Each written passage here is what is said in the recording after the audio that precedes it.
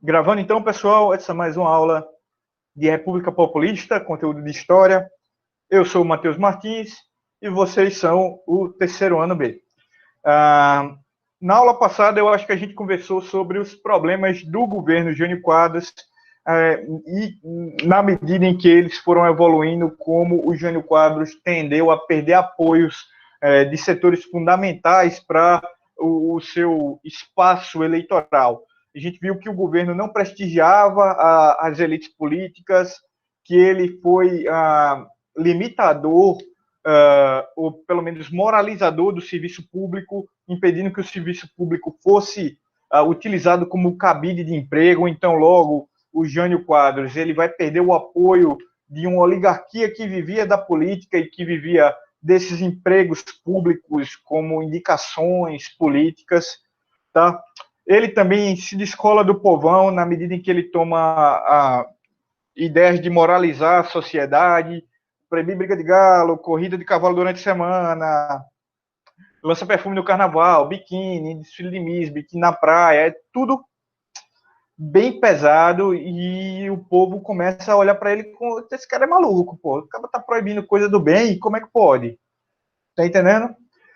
O setor econômico, o setor financeiro também vai descolar dele porque ele vai causar uma recessão na economia brasileira, acho que eu já comentei. Ele corta os subsídios do setor produtivo brasileiro, do setor industrial, como uma exigência do FMI para renegociar a dívida externa brasileira. Isso acaba criando uma recessão econômica no Brasil.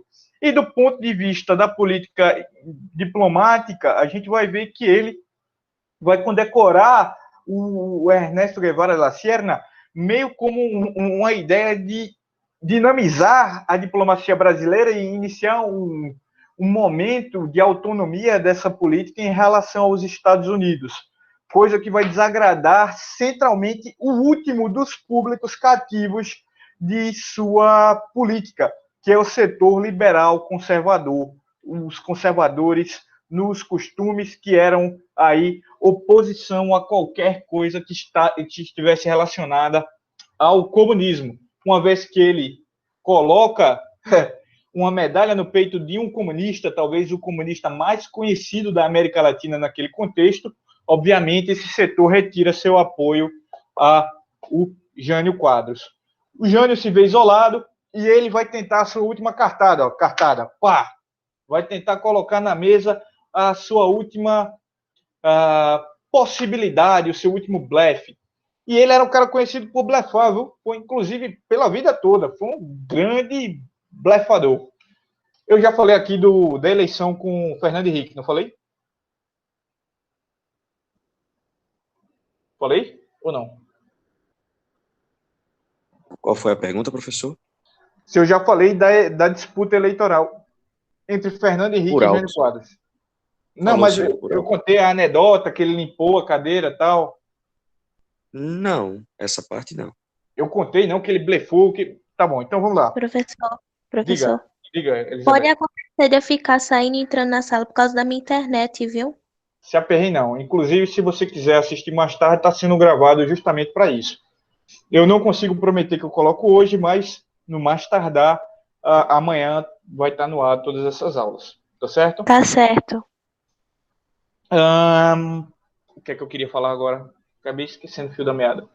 Bem, no período de redemocratização, a gente vai ver que o Jânio Quadros ele vai disputar a prefeitura de São Paulo com o Fernando Henrique. Fernando Henrique, intelectual, tal, saído da USP, era professor da USP, sociólogo, jovem, aquela cara, sabe, que vai transformar a política, que vem com gosto de gás. E o Jânio Quadros era já uma velha raposa da política, um cara já mais experiente e tal. Fernando Henrique era, inclusive,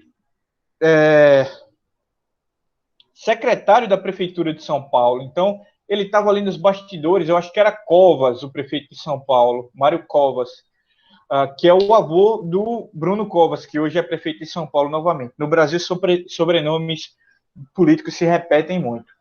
E o Fernando Henrique, em determinado momento da campanha eleitoral, ele se senta na cadeira de prefeito para pousar para foto em entrevista com o pessoal da imprensa, né? E o Fernando Henrique, então, pousando lá de prefeito antes da eleição. Durante o debate eleitoral, o Jânio Quadros dá uma surra em Fernando Henrique, inclusive com uma das coisas mais famosas, que é a pergunta sobre Paraísolândia, o que é que o Fernando Henrique faria em Paraísolândia. Fernando Henrique se derrama em verve intelectual, dizendo que vai fazer isso, aquilo e aquilo outro, que a política tem que ser pensada de uma forma inteligente para... E no final o Jânio Quadros mostra que blefou, mostra as cartas dele e diz, o negócio é o seguinte, Fernando Henrique, você não tem condição de ser prefeito de São Paulo, não. Para começar, porque São Paulo não tem uma comunidade chamada Paraísolândia. Você não conhece São Paulo. Não pode ser prefeito dessa cidade. E, em cima disso, ele é eleito prefeito de São Paulo. A primeira coisa que ele faz, quando vai assumir o cargo, é chegar com um frasquinho de água sanitária e desinfetar a cadeira na qual Fernando Henrique tinha sentado, dizendo ali que por antes haviam abundado traseiros fétidos naquela silha, naquela cadeira. Então ele é esse cara da gozação, esse é o cara do cinismo e é o cara também do blefe, ele é um blefador nato. Só que quem é apostador, uma hora vai dar uma cartada muito arriscada e perde tudo. Foi o caso de 61, quando Jânio Quadros, então presidente do Brasil, se vendo alijado de todos os setores da política nacional que lhe apoiaram desde sua eleição, se vendo isolado politicamente, ele bola uma tentativa de autogolpe. Qual é a leitura dele da situação? Meu vice, João Goulart, é comunista. Inclusive está na China agora, não tem coisa mais comunista do que está na China. Mais comunista que isso, só se ele tivesse em viagem diplomática à União Soviética. Tá? Então ele está em viagem à China agora, comunista também. Ninguém vai querer que o João Goulart seja presidente do Brasil. Então, vamos segurar aqui a peteca e vamos perceber que eu tenho na mão esse poder de blefar quanto ao João Goulart. Se eu renuncio, o cálculo político, a Nazaré Tedesco aparecendo aí, calculando as paradas. Se eu renuncio, o presidente, pela lei, é o João Goulart. Só que o Congresso não gosta do João Goulart porque ele pensa que o João Goulart é comunista. E os empresários não gostam do João Goulart porque ele é comunista. E os conservadores não gostam do João Goulart porque ele é comunista. Então, peraí. Quer dizer, se eu ameaço renunciar, eu automaticamente vou ganhar o apoio dessa galera toda. Além de tudo, a gente tem que ver que o povo vai para as ruas me defender. O povo vai lá apoiar a luta contra a corrupção, a vassourinha, ó. Varrendo o Brasil. Tá certo? Com essa dimensão, ele vai dar uma cartada que, na cabeça da Nazaré Tedesco, ali nos cálculos, é genial. Mas que a gente vai ver que a prática não vai ser tão eficiente assim. Ele renuncia à presidência da República, manda a carta para o Congresso. Só que ele comete um erro grave de execução. Ele manda a carta para o Congresso numa sexta-feira. E você não precisa ser muito experiente em política para saber que político não trabalha na sexta-feira. Político não está no Congresso na sexta-feira. Sexta, sábado, domingo, o político está nas suas bases, está voltando para os seus estados, está indo visitar suas famílias. Tá? Então não é o momento de você chamar o Congresso Nacional para bailar sobre qualquer tema. Ok? A carta de renúncia chega na sexta, fica lá na mesa do Ranieri Mazzilli, que é o presidente da Câmara de Deputados. Ranieri Mazzilli nem lá está. Durante o final de semana começa o burburinho na República, de um modo geral, a galera dizendo, eita, renunciou o Jânio Quadros e tal. Ninguém vai para a rua defender o Jânio Quadros. Absolutamente ninguém se interessa por ele ter renunciado. E tudo segue como dantes. E quando chega segunda-feira, o Ranieri Mazzilli pega lá a carta, está renunciando aqui, o menino Jânio Quadros, carimba e diz, está renunciado, não tem problema não. Um abraço, tchau e bênção. Foi muito bom estar com você aqui, Jânio Quadros. Um prazer. tá? E Ranieri Mazzilli aceitou a renúncia do menino Jânio Quadros. Então, esse abestalhado da política brasileira, esse amalucado da política brasileira, vai fazer o governo mais curto da história presidencial do Brasil, se você não conta com o governo do Tancredo Neves, que foi eleito e mal assumiu, morreu. Um governo aí que vai durar meses, de janeiro a agosto. Tá? E eis que a gente vai ter uma situação de impasse, de conflito, porque ao aceitar a renúncia do... Eita, deu uma trava agora. Do Jânio Quadros, o menino Ranieri Mazzilli espera poder contornar a possibilidade do empossamento de João Goulart. Primeiro de tudo, que com a vacância da presidência da República, quem assume o cargo, olha, está no exterior, o presidente. No caso, o vice-presidente. O presidente renunciou, o vice está no exterior. Quem é que assume, por hora? É o presidente da Câmara, ele mesmo, Ranieri Mazzilli, que aceitou a renúncia de Jânio Quadros. Então ele diz, opa, minha vez, é agora que eu me consagro. É agora que eu vou fazer valer. Vou mandar o recado, ó, João Goulart, fica aí pela China mesmo. Se tu vier de avião para cá, quando estiver pousando no Brasil, ó, eu digo, ó, é um avião inimigo, pode abater. Antes de chegar no solo, tu não vai ser nem legalmente presidente do Brasil. Então, vem não, João Goulart. Fica por aí mesmo, tu não gosta de comunista? Fica aí com os chineses, tempinho. Só que o Ranieri Mazzilli não contava que o João Goulart tivesse um apoio tão estrondoso do setor popular brasileiro. Em especial, ele não contava com a movimentação do governador do Rio Grande do Sul, o menino Leonardo de Moura Brizola, que muito nos orgulha por ser brasileiro, que muito nos orgulha por ser compatriota e ter defendido com unhas e dentes a legalidade, o respeito à constitucionalidade, o respeito às leis no Brasil. O Leonel Brizola convoca o Exército do Rio Grande do Sul a resistir àquilo que ele chamava como um golpe das elites, da aristocracia, da oligarquia política brasileira. E, além de chamar o Exército, ele chama o povo do Rio Grande do Sul a se armar para lutar contra essa empreitada golpista de setores aí mais nefastos e mais servis aos interesses norte-americanos da política brasileira. Além de tudo, ele cria, e acho muito bonito esse movimento, a chamada Campanha da Legalidade, que vai se movimentar através de uma rede de retransmissão de rádio. Vê que coisa bacana. É como se fosse as rádios da época, né? As grandes comunicadoras do contexto. As TVs ainda estão engatinhando, não tem tanta força, não tem tanto esplendor. A rádio é o que é bombado mesmo no contexto. E percebendo que o monopólio das grandes rádios brasileiras estão nas mãos de grandes empresários alinhados ao programa anti-janguista, né? Ele começa a propagar discursos políticos, debates sobre a necessidade de empossar João Goulart através de rádios clandestinas, fazendo retransmissões do que ele está falando. Isso é muito interessante, porque pela primeira vez tem um sistema nacional de transmissão de uma propaganda política. Ele lá do Rio Grande do Sul está discutindo política e discutindo a necessidade de empossar o João Goulart. Isso está sendo retransmitido por cadeias de rádio amadoras para chegar a todo o Brasil. De modo que a ideia do Leonel Brizola se torna muito popular, a campanha da legalidade toma peso.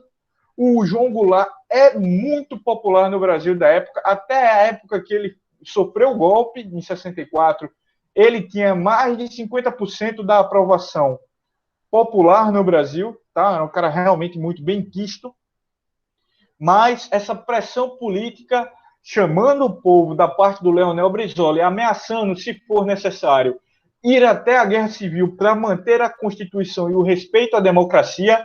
Lembrando, o João Goulart foi eleito vice-presidente do Brasil, ele não estava lá porque era da chapa do Jânio Quadros, ele realmente foi eleito por voto popular vice-presidente. Então, pelo respeito à democracia, o Leonel Brizola consegue impor a volta do João Goulart ao Brasil, consegue que as elites respeitem o empossamento do João Goulart, contudo que se faça um acordo, um arranjo para que no primeiro momento se tenha um sistema misto de poder no Brasil, em que ao mesmo tempo em que se imposse o João Goulart, se dê também um sistema parlamentarista, cujo primeiro-ministro dividiria poderes com o presidente. Esse sistema é posto em prática, Tancredo Neves é eleito primeiro-ministro, e aí temos, então, como contrapartida desse acordo, que no início de 63 se organize um plebiscito para que o povo decida se quer um regime parlamentarista com o primeiro-ministro ou se quer um regime presidencialista com o presidente. O presidencialismo ganha e João Goulart reassume poderes totais, acabando com o primeiro-ministro no Brasil. O Tancredo Neves era uma figura política que não tinha a relevância, a capilaridade, a popularidade.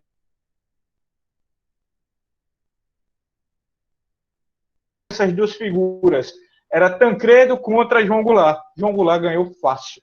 Tá? João Goulart foi muito eficiente aí, né, nesse meio eleitoral. Aqui a gente tem o maior B10 da política brasileira, o cara mais desenrolado da política brasileira, mais corajoso da política brasileira, o Leonel de Moura Brizola, em sua campanha aí da rede da legalidade. Sobre o governo João Goulart. Veio, João Goulart, esse menino aí, assume a presidência do Brasil com uma parada meio tentando acalmar os ânimos.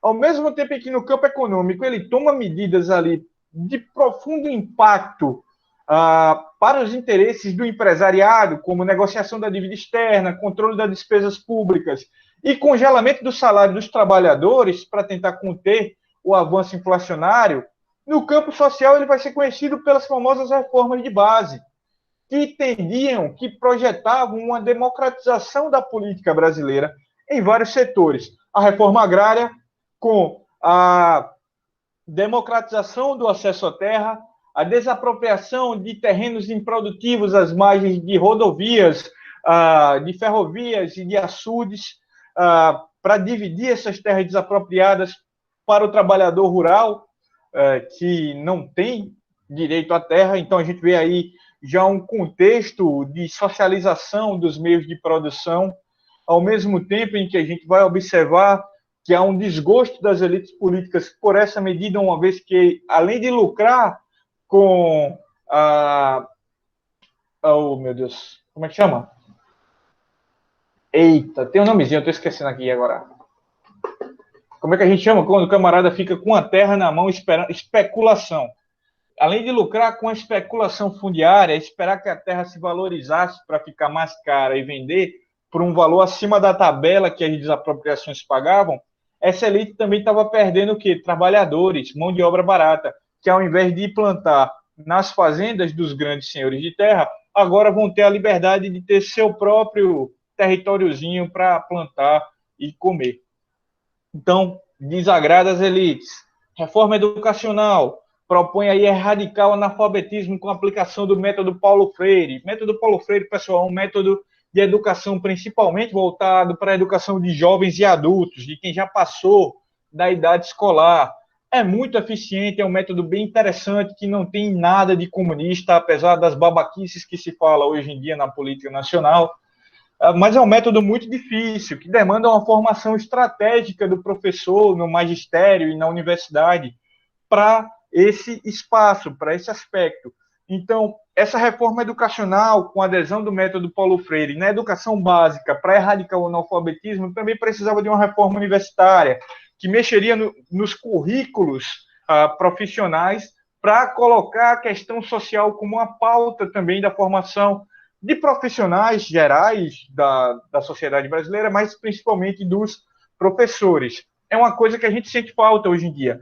Por exemplo, eu sou professor de EJA, eu sou professor de educação de jovens e adultos, e eu confesso que eu não consigo encontrar um diálogo, eu não consigo chegar ao que o Paulo Freire colocaria como uma pauta interessante para esse público, que é educá-los pela sua própria realidade social.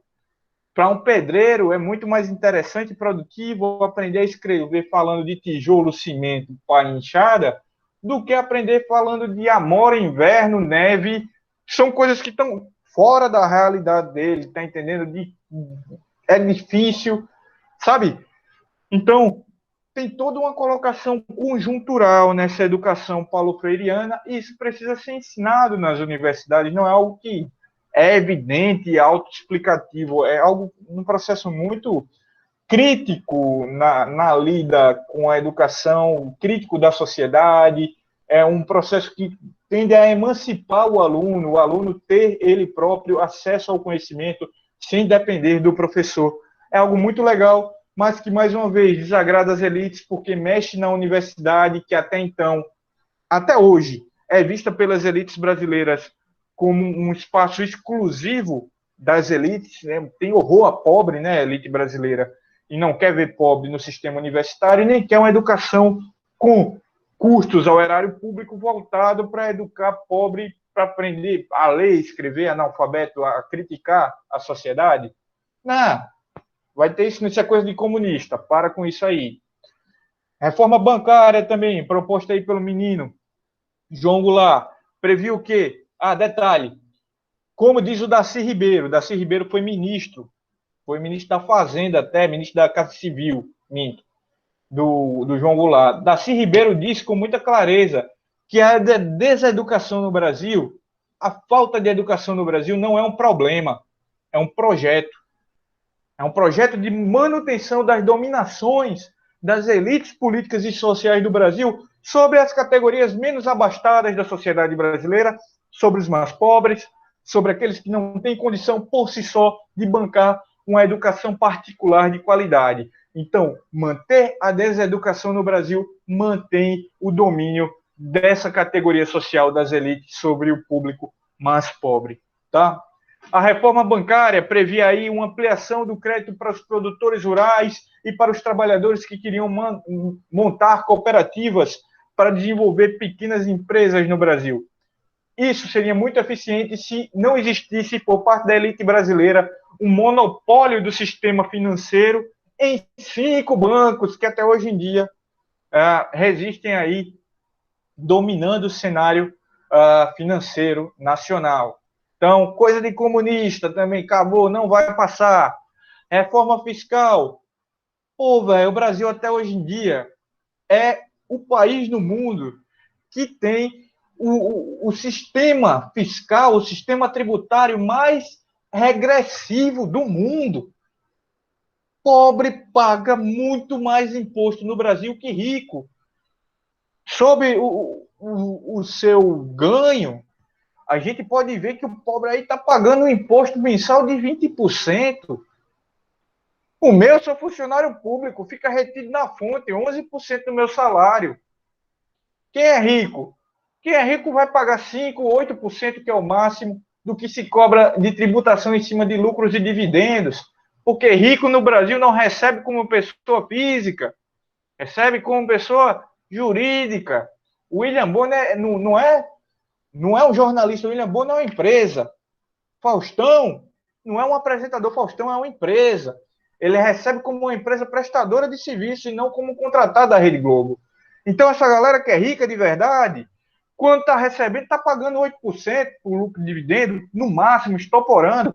Eu, como funcionário público, recebendo muito menos, já pago 11% da lata e não tenho nem o poder de sonegar imposto. Já é retido na fonte. Nem essa possibilidade de ser criminoso eles me dão. Já o camarada aí que recebe como empresa, ele escolhe se eu negar ou não. Tá? Muito complicada essa situação no Brasil. E aqui, o sistema de reformas fiscais, lá em 63, proposto pelo João Goulart, previa um regime de tributação cada vez mais progressivo, que colocava maiores alíquotas de tributação sobre quem era mais rico. E quem era pobre pagava menos. Porque quem é pobre precisa mais do seu dinheirinho para sobreviver. Tá entendendo, pessoal? Então, ter esse olhar, a elite vai acusar logo de comunista. O cara quer roubar o dinheiro da gente. Vai tirar o dinheiro do rico. O rico não tem culpa de ser rico, diz a elite brasileira. Eu não tenho culpa de ter dinheiro. Culpa é dos pobres que são pobres. Eu vou fazer o quê pelos pobres? E esse discurso hipócrita, safado da elite brasileira se mobiliza contra o menino João Goulart aqui, menino do bem, querendo coisa boa. Como é que você é contra esse tipo de coisa para o povo do Brasil? Sabe? Não faz sentido. Reforma eleitoral, garantir o direito do analfabeto e dos militares de baixa patente a voto, para todo mundo ser cidadão, sabe? Reforma urbana, garantindo, a galera tá até hoje, o Boulos está aí, pô. MTST, Movimento dos Trabalhadores Sem Teto. Tem gente que não tem um teto para morar até hoje em dia no Brasil, porque o Brasil, dos países do mundo todo, é o que tem o maior regime de concentração fundiária, é o país que tem o maior regime de concentração de capitais urbanos na mão de uma elite. A galera fica com apartamento desocupado, prefere não alugar a baixo custo para manter o apartamento desocupado esperando que ele se valorize. Aí aluga quando se valorizar, aí vende quando se valorizar, mas antes que pobre more nele, deixa valorizar, deixa sem ninguém, não tem problema. Sabe, esse tipo de coisa, tá? Esse sociedade que só serve para atender os interesses das elites é o que está sendo enfrentado pelo João Goulart. E é por isso que ele vai ser deposto da presidência do Brasil. Porque ele foi um homem, foi um cara capaz de lutar com fervor por uma sociedade brasileira de fato mais democrática. Uma sociedade brasileira que de fato tivesse as suas estruturas de base, por isso reformas de base, tá? Que atendessem mais aos interesses populares do que aos interesses das elites que governam o país desde 1500. Essa situação da colocação em pauta das reformas de base vai fazer com que o país rache no meio. De um lado, os apoiadores do Goulart, do outro lado, quem estava contra o Goulart. Quem é que estava colado no Goulart? A Frente Parlamentar Nacionalista. A galera que estava ligada aí aos setores populistas que tinha sido eleita para ocupar espaços na Câmara. A UNE, a União Nacional dos Estudantes. A CTG, que era uma espécie de central sindical, que agregava aí vários sindicatos, Central Geral Trabalhista. Ligas camponesas, olha, Vitória de Santo Antão aí para o mundo. Ligas camponesas aqui do Engenho Galileia, que pautavam a reforma agrária com Francisco Julião. Essa galera apoiou todo João Goulart. Então, PSB do Miguel Arraes apoiou, fundado na época, João Goulart. PSD, PTB, PCB, Partido Comunista Brasileiro. Então, essa galera do bem, tá? Do bem, colava em João Goulart. E tem a galera do mal. Estou brincando, viu, pessoal? Para não ser ideologista aqui. E tem a galera ligada às elites. Um setor ligado aos populares, um setor ligado às elites. As elites, com a ação democrática parlamentarista e os institutos de pesquisa, IBAD, IPES, e o mais conservador dos absurdos do Brasil, que é a Marcha da Família com Deus pela Liberdade, esse negócio aí que fica divulgando em cartaz que comunista come criancinha no café da manhã e come no sentido literal mesmo, de garfo e faca ali, matando criancinha. Essa galera louca, translocada do conservadorismo católico, o Opus Dei e essas viagens a quatro, tá aí dizendo que o João Goulart é comunista. João Goulart não é comunista, bicho. Mas tá aí dizendo João Goulart é comunista, e comunista é ateu, e ateu vai acabar com a religião, e tem que acabar com o João Goulart para ele não acabar com a religião no Brasil. Nessa época, tudo católico, viu? Não tem esses protestantes malucos, neopentecostal, essas lideranças corruptas do neopentecostalismo protestante, não. Detalhe, não estou dizendo que todo neopentecostal é maluco, nem que todo neopentecostal é corrupto, não. Estou falando que tem lideranças específicas do neopentecostalismo brasileiro, as principais envolvidas na política, tá? Com cargos políticos, ou muitas vezes com benesses vindas da política, que são extremamente corrompidas e que usam os seus fiéis como massa de manobra. Existe, a gente sabe os nomes. Não vou citar, porque o professor não tem dinheiro para pagar as custas do processo. Mas vocês sabem de quem eu estou falando, tá? Não estou falando de todos, não, mas grande maioria, para a nossa infelicidade. Então, nessa época, ainda não tem esses camaradas, mas tem a Igreja Católica alucinada, idiotizada, assim, no sentido de alheia à política, que quer só conservar, porque idiota significa quem está fora da política, só para ficar claro, tá? Que quer manter bisurado aqui, ó, cabresto, a ideia da conservação dos costumes na sociedade brasileira. Então é para ser contra esse negócio de moderninho, de comunista ateu governando o Brasil? Como é que pode? Não, vai acabar com isso aí, estamos contra. E tem partidos também que vão apoiar, depois, inclusive, esses partidos vão se arrepender de ter lutado contra João Goulart quando vem a porcaria que foi a ditadura militar. Principalmente a figura do Carlos Lacerda, que é o principal líder da UDN, que vai se colocar contrário aí às reformas de base do João Goulart. Mas não só o Carlos Lacerda, o Juscelino Kubitschek mesmo, que tinha sido presidente pouco tempo antes, não ficou muito a favor, não foi muito interessado nessas reformas de base, não. Mas o que eu quero que vocês percebam é que tem uma vontade no governo João Goulart de transformar a política brasileira, de colocar o princípio da democratização como base das expectativas de fundação nacional. E é justamente por isso que o João Goulart vai cair. Mas a gente assiste a esse tema na próxima aula. Por enquanto, a gente para por aqui.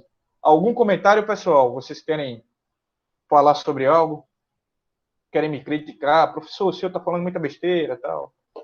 Que república maluca. É doideira, o Brasil é doideira, cara.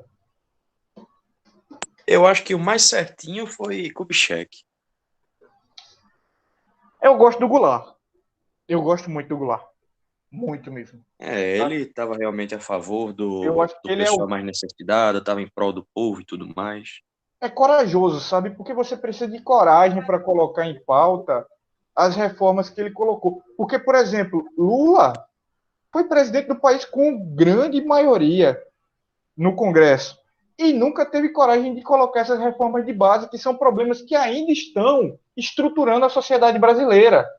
A gente ainda tem os mesmos problemas na educação, na distribuição de renda, no financiamento do setor público através dos impostos. Tudo ainda está aí, pô. A gente ainda precisa fazer reforma agrária, precisa fazer reforma urbana. Nunca foi feito, porque foi interditado o debate pela ditadura militar. Lula chega à presidência e faz alguma coisa dessas? Passa alguma reforma dessas? Não. Tá entendendo? Então precisa de coragem, coisa que falta a alguns políticos, e ele foi muito corajoso nesse sentido, João Goulart. Talvez não tenha sido tão estratégico, mas coragem não faltou. Tá? Tá certo. E detalhe, como a gente tem uma política, na verdade, políticos que vão contra aquilo que está na Constituição e tudo mais, o cara queria fazer a coisa certa e é acusado do errado, né? Ele não estava querendo ser tirado do posto porque ele estava querendo fazer essas reformas? Ele estava querendo ser tirado do posto? Como assim? Sim. Do posto que ele estava ocupando na política?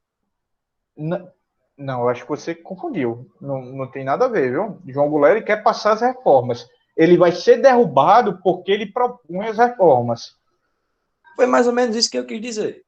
Não, eu disse bem confuso aí, viu, cara? Tem que Por isso que melhorar, eu disse mais ou menos, ó. refinar esse pensamento. Ele não quer ser deposto, não. Qual é o presidente que quer ser deposto, cara? Não faz sentido, não, pô. Ele quer passar as reformas. E por conta dessa luta dele pelas reformas, que as elites vão articular, junto com os setores militares, um golpe que vai acabar com a democracia no Brasil durante um período de 21 anos. Beleza. Tá bom? Tranquilos. Então, por hoje é isso, pessoal.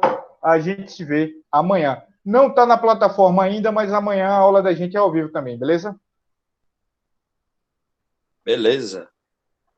Então, valeu, pessoal. Foi um prazer estar com vocês. Até mais. Tchau, tchau. Tchau, prof.